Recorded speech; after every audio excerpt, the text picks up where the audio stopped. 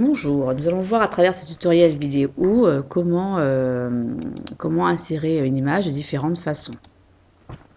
Donc, pour insérer une image, en fait, il existe différentes méthodes. Soit on insère une image que l'on a déjà dans son disque dur ou sur le réseau, ou alors on prend une image qui provient d'Internet.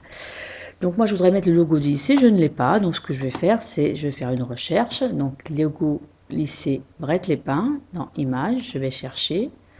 Je le vois ici. Je clique dessus, il apparaît là. Donc je pourrais faire un copier-coller, un copier dans un premier temps et le coller ensuite dans un second temps dans mon document. Mais le problème, c'est que souvent, après quand vous rouvrez votre document, il perd le chemin du fichier et des fois vous obtenez une croix rouge. Donc pour éviter ce type de phénomène, on fait un clic droit sur l'image, on fait enregistrer l'image sous. Je vais la mettre momentanément sur mon bureau. Logo Bret, enregistré. Je reviens sur mon document. Maintenant que mon image est enregistrée, je peux insérer, excusez-moi, image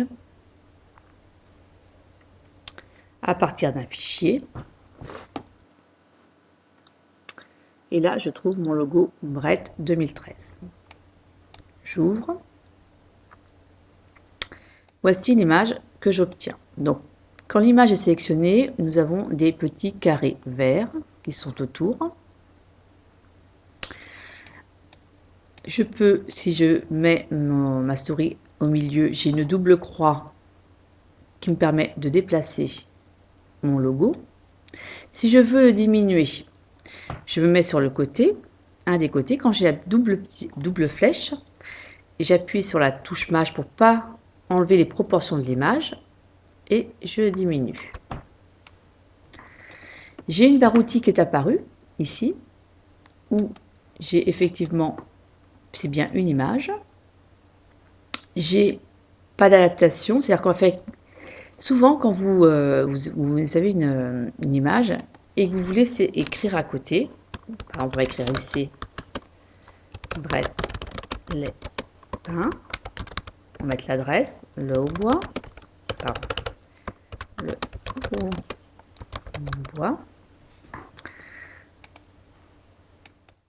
Maintenant, nous allons donc étudier la barre outil qui est apparue ici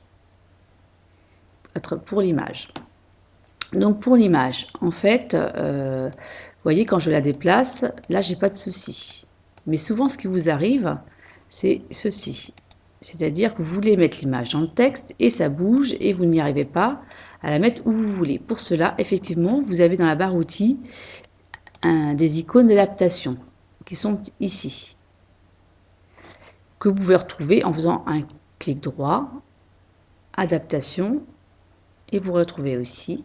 Et troisième méthode, en cliquant 2 fois sur votre image, normalement, un menu apparaît et vous cliquez dans l'onglet adaptation du texte et vous retombez les mêmes symboles, c'est-à-dire en plus développé, puisque là, effectivement, on retrouve celui-ci, on retrouve celui parallèle et le continu. On n'a pas ces options-là.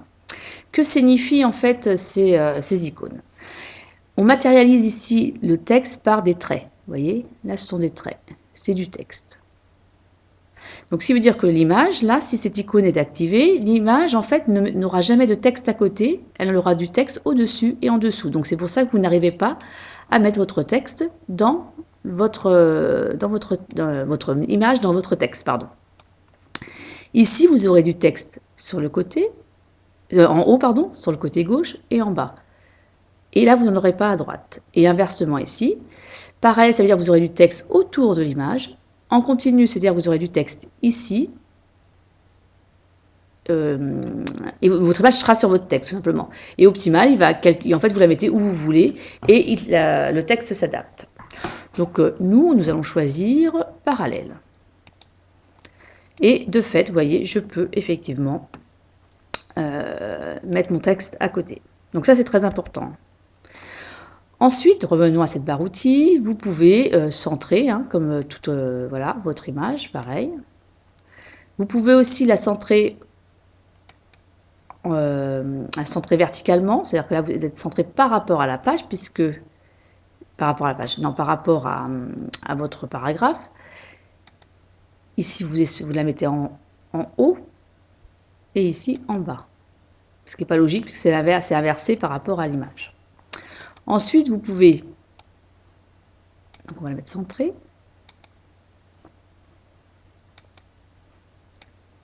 Voilà. Ensuite, vous pouvez mettre une bordure à votre image avec un style de bordure. Si vous voulez, on va prendre comme style, je sais pas moi, voilà. Si vous voulez personnaliser encore plus, vous cliquez 2 fois dessus pour avoir le menu où il y a plus d'options. Vous voyez ici, vous pouvez choisir l'épaisseur du trait, vous pouvez choisir la couleur. Vous pouvez aussi espacement avec le contenu, c'est-à-dire qu'en fait je peux effectivement espacer ma bordure de mon logo. Alors j'ai peut-être mis un peu trop, voilà, exactement. Donc je reviens en arrière, voilà. Ensuite, je peux aussi jouer avec les premiers plans et les arrière-plans, c'est-à-dire que là je vais faire un copier, CTRL-C, je vais refaire une autre, CTRL-V, voilà. C'est-à-dire que là, vous voyez, cette image-là est au-dessus du premier logo. Si je veux faire l'inverse, envoyer à l'arrière, et vous voyez, c'est la première image qui devient du coup au-dessus de la seconde.